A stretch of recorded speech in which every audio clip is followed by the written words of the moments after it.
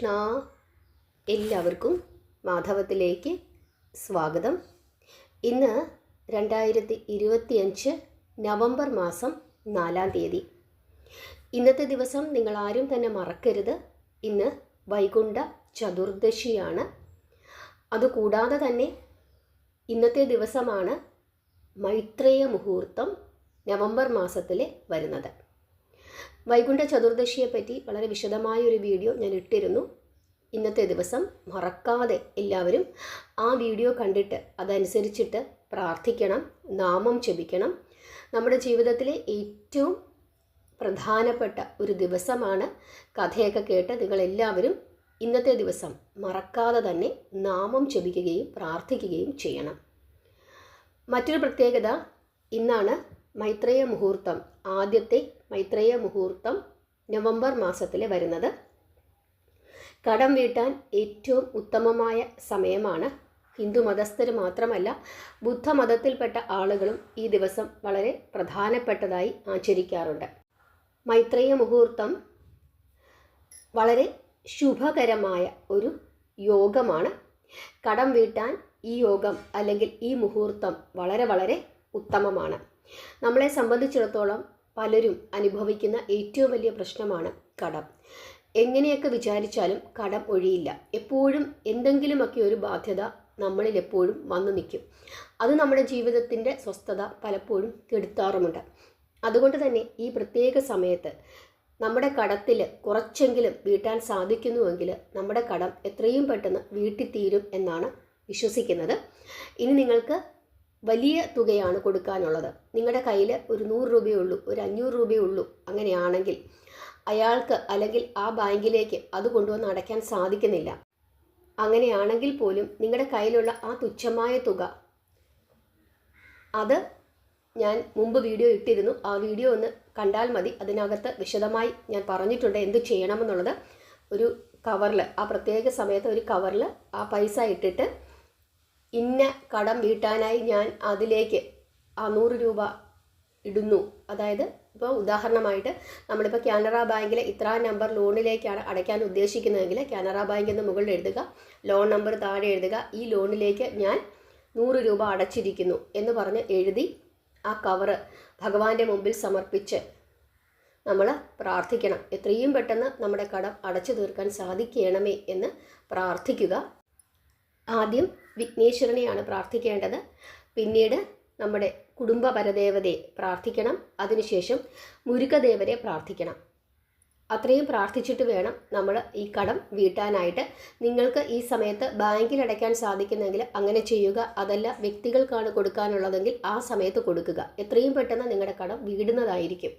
ധാരാളം അനുഭവസ്ഥരുണ്ട്, അതുകൊണ്ടാണ് പറയുന്നത്.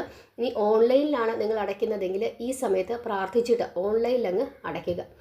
എന്തു ചെയ്താലും, ഇപ്പോൾ വ്യക്തിപരമായി നേരിട്ട് കൊടുക്കുകയാണെങ്കിലോ ബാങ്കിലേക്ക് കൊടുക്കുകയാണെങ്കിലോ നിങ്ങൾ മനസ്സിലൊന്ന് ഞാൻ ഈ പറഞ്ഞ 3 ദേവതകളെയും ഒന്ന് പ്രാർത്ഥിച്ചതിന് ശേഷം കൊടുക്കുക. അങ്ങനെ ചെയ്തു കഴിഞ്ഞാൽ എത്രയും പെട്ടെന്ന് നിങ്ങളുടെ കടങ്ങളൊക്കെ വീടാൻ പറ്റുന്നതായിരിക്കും. നിങ്ങൾക്ക് അതിനുള്ള അവസരം വരുന്നതായിരിക്കും.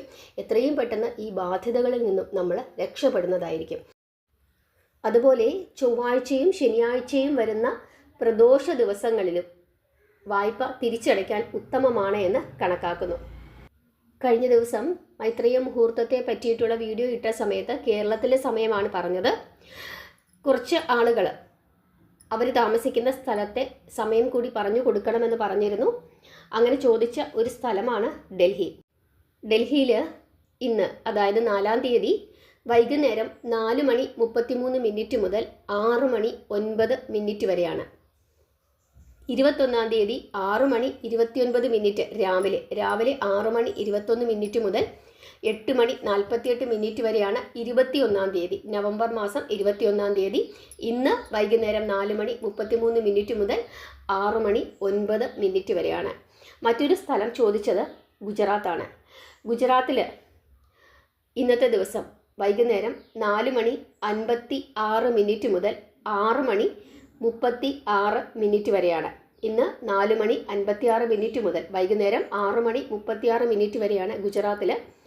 നവംബർ മാസം 21-ാം തീയതി രാവിലെ 6:38 മുതൽ 8:54 വരെയാണ്.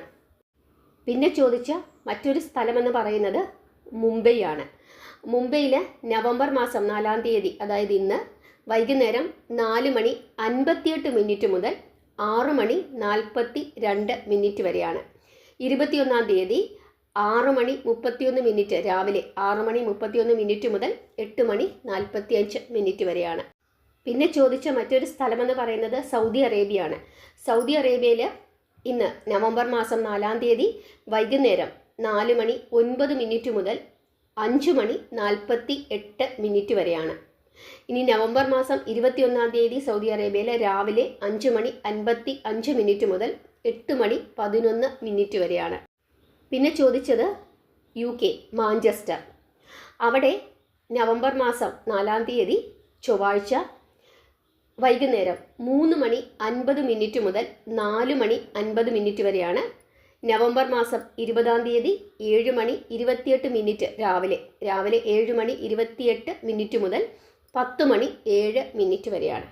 അപ്പോൾ ഇത്രയും സ്ഥലങ്ങളിലാണ് കേരളം അല്ലാതെ ചോദിച്ചത്. കേരളത്തിലെ സമയം ഞാൻ കഴിഞ്ഞ ദിവസം വീഡിയോ ഇട്ടിരുന്നു, ഞാൻ ഒന്നുകൂടി പറഞ്ഞു തരാം.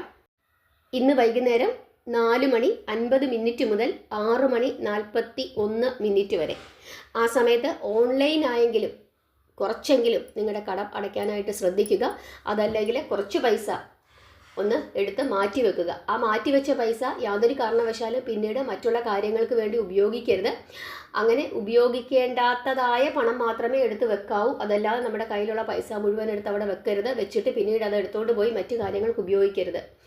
മാറ്റിവെക്കാൻ നിങ്ങൾക്ക് സാധിക്കുന്നു. ഒരു 50 രൂപ അല്ലെങ്കിൽ 100 രൂപ, ഒരു 500 രൂപ, 3ന്റെ ഗുണിതങ്ങളാണെങ്കിൽ ഏറ്റവും ഉത്തമം എന്നാണ് പറയുന്നത്. അങ്ങനെ നിങ്ങൾ മാറ്റിവെക്കണം. അതാണ് പ്രത്യേകമായി ചെയ്യേണ്ടത്. അത് പിന്നീട് കടം അടയ്ക്കാനായി തന്നെ ഉപയോഗിക്കുക. അതായത് ഇന്ന് വൈകുന്നേരം 4:50 മുതൽ 6:41 വരെ. നവംബർ മാസം 21-ാം തീയതി രാവിലെ 5:59 മുതൽ 8:10 വരെയാണ് കേരളത്തിലെ മൈത്രേയ സമയം, മൈത്രേയ യോഗ സമയം. അപ്പോൾ ഇത്രയും കാര്യങ്ങളൊക്കെ പ്രധാനമായും ശ്രദ്ധിക്കുക. ഇന്നത്തെ ആ സമയം നിങ്ങൾ മറന്നു പോകാതിരിക്കാൻ വേണ്ടിയിട്ടാണ് രാവിലെ വീണ്ടും ഈ കാര്യം ഓർമ്മിപ്പിച്ചത്. കാരണം ധാരാളം ആളുകൾ ബുദ്ധിമുട്ടുന്ന ഒരു കാര്യമാണ് സാമ്പത്തിക പ്രതിസന്ധി, അതുപോലെ തന്നെ രോഗദുരിതം. ഈ 2 കാര്യങ്ങൾ കൊണ്ടാണ് കൂടുതൽ ആളുകൾ ബുദ്ധിമുട്ടുന്നത്. അതുകൊണ്ടാണ് വീണ്ടും ഇക്കാര്യം നിങ്ങൾ മറന്നു പോകാതിരിക്കാൻ വേണ്ടി ഓർമ്മിപ്പിച്ചത്. അതുകൊണ്ട് എല്ലാവരും അങ്ങനെ തന്നെ ചെയ്യുക. അതുപോലെ ഇന്നത്തെ ദിവസം വൈകുണ്ഠ ചതുർദശിയാണ്.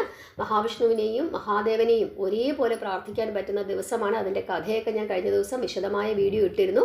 എല്ലാവരും കഥകൾ കേൾക്കണം. ഭഗവത്ഗീതയുടെ ക്ലാസ്സുകളൊക്കെ കൃത്യമായിട്ട് എല്ലാവരും കേട്ട് പഠിക്കണം. ഇത്രയും കാര്യങ്ങളൊക്കെ നിങ്ങളോട് പറയുന്നത് എല്ലാവർക്കും ക്ഷേമവും ഐശ്വര്യവും ഉണ്ടാകുന്നതിന് വേണ്ടിയിട്ടാണ്. ഞാൻ എടുക്കുന്ന എഫേർട്ട് നിങ്ങളൊന്ന് മനസ്സിലാക്കുക. നിങ്ങൾ പ്രാർത്ഥിക്കുക, നാമം ജപിക്കുക. അത് മാത്രമേ നമുക്ക് ചെയ്യാനായിട്ട് പറ്റുകയുള്ളൂ. ഓരോ കുടുംബങ്ങളും ഐശ്വര്യമായി മുമ്പോട്ട് പോയി കഴിഞ്ഞാൽ നമ്മുടെ ഈ ഭാരതം വളരെ സുന്ദരമാകും. അതുകൊണ്ടാണ് പറയുന്നത് നാമം ജപിക്കുക. നമ്മുടെ സനാതനധർമ്മം, നമ്മുടെ ഹിന്ദുമത ധർമ്മം അനുസരിച്ച് ജീവിക്കാനായിട്ട് ശ്രദ്ധിക്കുക. നമ്മുടെ ആചാരങ്ങളും അനുഷ്ഠാനങ്ങളും ഒക്കെ പിന്തുടരാനായിട്ട് ശ്രദ്ധിക്കുക. ഓരോ ദിവസത്തെയും പ്രാധാന്യവും അതുപോലെ തന്നെ നമ്മുടെ പുരാണങ്ങളുമൊക്കെ വളരെ കൃത്യമായി പഠിക്കുക. എങ്കിൽ മാത്രമേ ഈ കലിയുഗത്തിൽ നമുക്ക് രക്ഷയുള്ളൂ. അതുകൊണ്ട് നന്നായി പ്രാർത്ഥിക്കുക, വിശ്വസിക്കുക, വിശ്വാസത്തോടു കൂടി ജീവിക്കുക, അന്ധവിശ്വാസങ്ങളിലേക്ക് പോകാതിരിക്കുക. അതാണ് ഏറ്റവും പ്രധാനം. നിങ്ങളുടെ എല്ലാ പ്രശ്നങ്ങൾക്കും ഉള്ള ഉത്തരം ഭഗവത്ഗീതയിലും ഭാഗവതത്തിലും രാമായണത്തിലും ഒക്കെയുണ്ട്. അതുകൊണ്ട് ഒരിക്കലും അന്ധവിശ്വാസത്തിലേക്ക് പോകരുത്. എന്ത് പ്രശ്നമുണ്ടായാലും ഭഗവത്ഗീത എടുത്തൊന്ന് തുറന്നു നോക്കുക. അതിനകത്ത് എല്ലാ ഉത്തരങ്ങളും നിങ്ങളുടെ പ്രശ്നങ്ങൾക്കുള്ള എല്ലാ ഉത്തരങ്ങളും നിങ്ങൾക്കതിനകത്ത് ലഭിക്കും. അതുകൊണ്ടാണ് ഭഗവത്ഗീതയുടെ ക്ലാസ് കൃത്യമായി കേൾക്കാനായിട്ട് പറയുന്നത്. പലർക്കും നോട്ടിഫിക്കേഷൻ കിട്ടുന്നില്ല.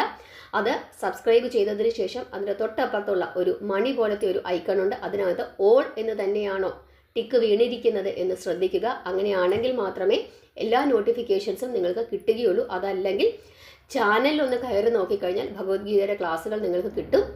എല്ലാവരും പ്രാർത്ഥിക്കുക, പഠിക്കുക, നാമം ജപിക്കുക. ഹരേ കൃഷ്ണ.